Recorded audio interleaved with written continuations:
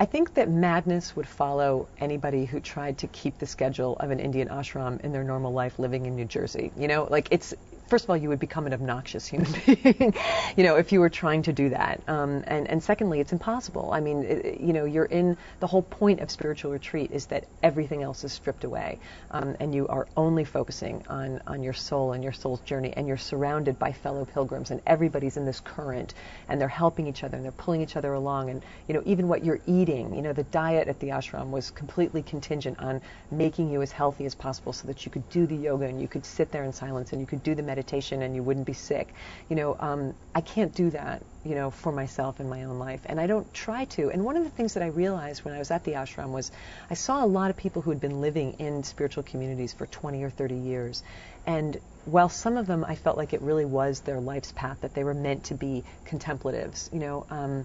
other people I thought, I got the sensation that you're kind of hiding out, you know, and I didn't want to do that. You know, for me, all the spiritual lessons that I learned would mean nothing if they didn't have a practical application. So I was eager after my 4 months in the ashram to come back home and put it into practice. And where I find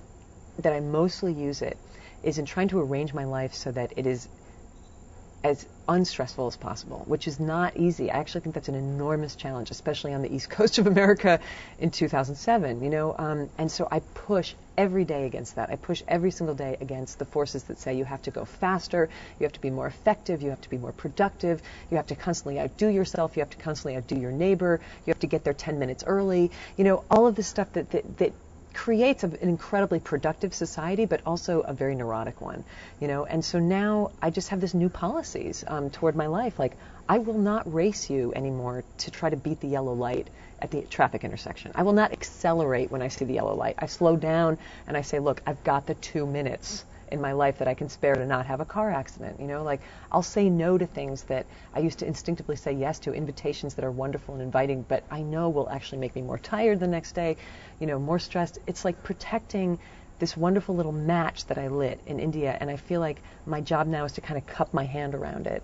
and make sure that the shearing winds of, you know, capitalism and industrialism and competition don't blow it out, and that my own anxiety doesn't blow it out, and that involves like moving slower, saying no, rejecting some of the aspirations that I otherwise might have had. Being content with what you have already is an art form that leads to a peace that can't be replaced by anything else.